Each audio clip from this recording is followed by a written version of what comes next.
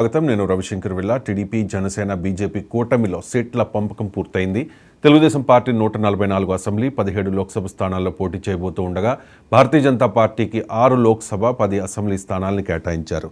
ఇక భారతీయ జనతా పార్టీ టీడీపీలను కలపడానికి జనసేన త్యాగం చేయాల్సి వచ్చింది. ఆ పార్టీ 21 అసెంబ్లీ, 2 లోక్సభ స్థానాల్లో మాత్రమే పోటీ చేయబోతోంది. ఎన్నికలు దగ్గర పడే కొద్దీ ఈ నెంబర్ మరింత తగ్గవచ్చు అనేది జన సైనికుల, జనసేన నాయకుల భయం. ఇప్పటికే జనసేన పార్టీ నుంచి టికెట్స్ ఆశించి ఆ పార్టీ నాయకులు చాలామంది నిరాశ చెందారు. మరి మారిన పరిణామాల తర్వాత ఆయా నియోజకవర్గాల్లో సమీకరణలు కూడా వేగంగా మారుతూ ఉన్నాయి. భారతీయ జనతా పార్టీ ఎంట్రీతో చాలా నియోజకవర్గాల్లో సీట్ల మార్పు తప్పేలా లేదు. ఇందుకే టీడీపీ, బీజేపీలను కలపడానికి సీట్ల త్యాగానికి సిద్ధపడ్డ పవన్ కళ్యాణ్ వ్యూహం ఏంటి? 24-21 అయింది, 3-2గా మారింది. నామినేషన్స్ గడువులోపు ఈ నెంబర్లో కూడా ఏదైనా మార్పు వచ్చే అవకాశం ఉందా? So Bharatiya Janata party entry తర్వాత అక్కడక్కడ ఈక్వేషన్స్ మారుతూ ఉన్నాయి.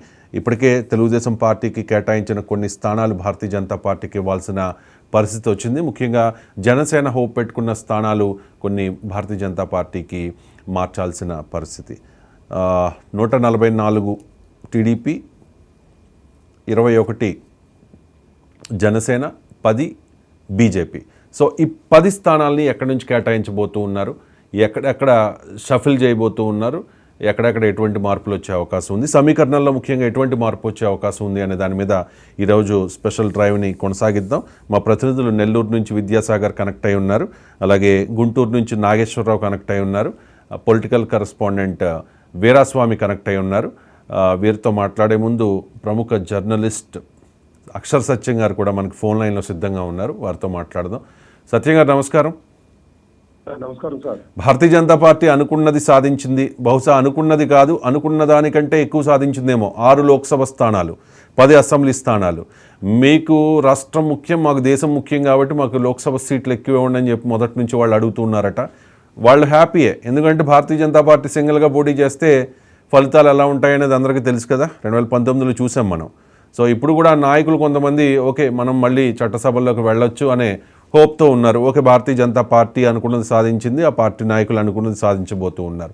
ఇక తెలుగుదేశం పార్టీ చాలా కష్టకాలంలో ఉన్న సమయంలో పవన్ కళ్యాణ్ వెళ్ళి జైలుకి వెళ్ళి మరీ అక్కడ పొత్తు ప్రకటించారు. అనూహ్యంగా ఆ పార్టీ ఉవ్వెత్తు నెగిసింది. 2022 మార్చి 14 అప్పుడు జనసేన పార్టీ ఆవిర్భావ సభలో ఇప్పటంలో జరిగింది. ప్రభుత్వ వ్యతిరేక ఓటు చీలనివ్వను అనే ఒకే ఒక్క మాటతో ఆ పార్టీ మళ్ళీ కాస్త డౌన్ అయ్యి ఎలా ఊపందుకుందో మనం చూసాం. సో కష్టకాలంలో పవన్ కళ్యాణ్ తెలుగుదేశం పార్టీకి ఎప్పుడూ మద్దతు ఇస్తూనే ఉన్నారు. దానికి వైసీపీ వాళ్ళు పెట్టేది ఏంటంటే పేరు ప్యాకేజ్ తీసుకుని చేస్తూ ఉన్నారని. వాట్ ఎవర్ ఏదైనా కానివ్వండి, ఓపెన్గా చెప్పుకోవాలి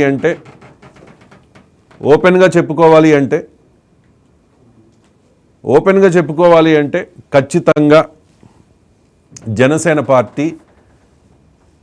పార్టీ మద్దతు తెలుగుదేశం పార్టీకి ఎప్పుడు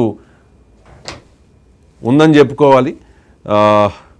సో సత్యం గారు, నా పాయింట్ ఏంటంటే అందరూ అనుకున్నది సాధించారు. భారతీయ జనతా పార్టీ సాధించింది, తెలుగుదేశం పార్టీ సాధించింది. మరి జనసేన ఏం సాధించింది అని అడుగుతున్నా నేను. మీకేమన్నా అర్థమైతే చెప్పండి. సార్ యాక్చువల్గా అందరూ అన్ని సాధించారు అన్నది చాలా కరెక్ట్ గా చెప్పారు మీరు. నేను సీఎం అవటానికి బీజేపీ, తెలుగుదేశం లాంటి పార్టీలు మద్దతు కావాలనుకున్న చంద్రబాబు నాయుడు గారు కళ ఫలించింది. నేను బెట్టి చేయడం ద్వారా 4 సీట్లు ఎక్కువ సంపాదించుకోవాలి అన్న బీజేపీ కళ కూడా ఫలించింది. నేను త్యాగాలు చేసి అయినా సరే వీళ్ళిద్దరిని కలపాలి అనుకున్న పవన్ కళ్యాణ్ గారి కళ కూడా ఫలించింది సార్. అయితే operation success but patient died అన్నట్టుగా త్యాగాలమో జనసేన పార్టీ, పవన్ కళ్యాణ్ గారు జన సైనికులు చేయాల్సి వచ్చింది. ఆ త్యాగాల ఫలితాన్ని అనుభవిస్తున్నది సీట్ల ద్వారా బీజేపీ అనుభవిస్తుంది. రేపు పొద్దున్న ఫ్రూట్స్ ని ఎంజాయ్ చేయబోతున్నది చంద్రబాబు నాయుడు ఎంజాయ్ చేయబోతున్నాడు సార్. అవునండి, ఇది మాత్రం చాలా బాధాకరమైన విషయం. అయితే చంద్రబాబు నాయుడు యొక్క నైజం తెలుసున్నవాడు ఎవడో కూడా ఇదేదో కొత్తగా ఎవరో ఫీల్ అవుతారు. అది చంద్రబాబు యొక్క నైజం. పవన్ కళ్యాణ్కి తెలీదా? మీకే తెలుసు చంద్రబాబు నైజం, మరి పవన్ కళ్యాణ్కి తెలీదా నైజం? గతంలో విమర్శించలేదా పవన్ కళ్యాణ్? ప్రజారాజ్యం పార్టీ సమయంలో తెలుగుదేశం పార్టీని, చంద్రబాబు నాయుడిని విమర్శించలేదా? ఆనాటి కాలంలో ప్రజారాజ్యం పార్టీని అణగదొక్కేందుకు చంద్రబాబు ఏ రకంగా కుట్రలు పన్నుతున్నాడు అనే దాని మీద అప్పుడు యువరాజ్యం అధ్యక్షుడిగా పవన్ కళ్యాణే కదా ప్రస్తావించారు. ఆ తర్వాత 2014లో మద్దతు ఇచ్చారు. 2019 ఎన్నికలకు ముందు మళ్ళీ విమర్శలు ఎక్కుపెట్టారు. మరి ఇంతలో ఏం మార్పు వచ్చింది? పోనీ ఓకే మనకేంటి అనేది ఆలోచించాలి కదా. ఓకే, ఆయన నిస్వార్థంగా పనిచేస్తున్నారు, రాజకీయాలలో ప్రజల కోసం చేస్తున్నారు, రాష్ట్ర ప్రయోజనం కోసం చేస్తున్నారు అనుకున్నప్పుడు నమ్ముకున్న నాయకుల పరిస్థితి ఏంటి? ఆయన సీఎం అని చెప్పి సీఎంగా చూడాలనుకున్న కార్యకర్తల సగటు కార్యకర్త పరిస్థితి ఏంటి? వీర మహిళల పరిస్థితి ఏంటి? సో ఇవన్నీ ఆలోచించకుండా ఇదంతా చేశారనుకోవాలా? సార్ ఇక్కడ చంద్రబాబు నాయుడు గారి నైజం తెలియని వ్యక్తి కాదు సార్ పవన్ కళ్యాణ్ గారు. తర్వాత చంద్రబాబు నాయుడు గారిని ముక్తిని పెట్టుకునే వ్యక్తి కూడా కాదు. తన పిల్లగారు చిరంజీవి గతంలో కూడా చెప్పారు, చిరంజీవి గారు మాటే వెంట పవన్ కళ్యాణ్ గారు. ఆయన ఒక స్పీచ్ లో కూడా అన్నాడు, చంద్రబాబు నాయుడు మోసం చేస్తాడు, నన్ను తొక్కేస్తాడనే విషయం నాకు తెలీదా, చంద్రబాబు నాయుడు ఎటువంటి వాడు నాకు తెలియదు అని ఆయన ఒక పబ్లిక్ స్పీచ్ లో కూడా అన్నారు. అయినా ఎందుకు పూర్తి పెట్టుకున్నారంటే సార్, ఇక్కడ ఒక విషయం అర్థం చేసుకుని వచ్చిన ప్రాబ్లం ఏంటంటే జనసేన పార్టీని సమర్థిస్తున్న వాళ్ళందరూ కూడా ఈ కాపులు కావచ్చు, దళితులు కావచ్చు, బీసీలో ఒక సెక్షన్ కావచ్చు, దళితులు ఒక సెక్షన్ వచ్చారు, అందరూ కూడా మాకు అధికారం రావాలి, మార్పు రావాలని ఆలోచిస్తున్న వాళ్ళు సార్. ఇప్పుడు ఎన్టీ రామారావు గారు 83లో పార్టీ పెట్టి 6 నెలల్లో సీఎం అయిపోయారు. జగన్మోహన్ రెడ్డి గారు ఇంచుమించు పార్టీ పెట్టిన 6 నెలల్లో 15 సీట్లు ఎందుకు గెలిచేసుకుంటున్నారు అని కంపేర్ చేస్తున్నారు. కానీ ఒక ఎన్టీ రామారావు గారు పార్టీ పెట్టిన పరిస్థితి ఏంటి, జగన్మోహన్ రెడ్డి గారు పార్టీ పెట్టినప్పుడు ఆయన ఉన్న ఆర్థిక స్తోమత ఏంటి, పవన్ కళ్యాణ్ గారికి లేదా వెనకాల ఉన్న వాళ్ళు ఆర్థిక స్తోమత అర్థం చేసుకోకుండా ఆకాంక్షలు పెట్టుకోవడం వల్ల హై ఎక్స్పెక్టేషన్ పెట్టుకోవడం ప్రాబ్లం వచ్చింది సార్.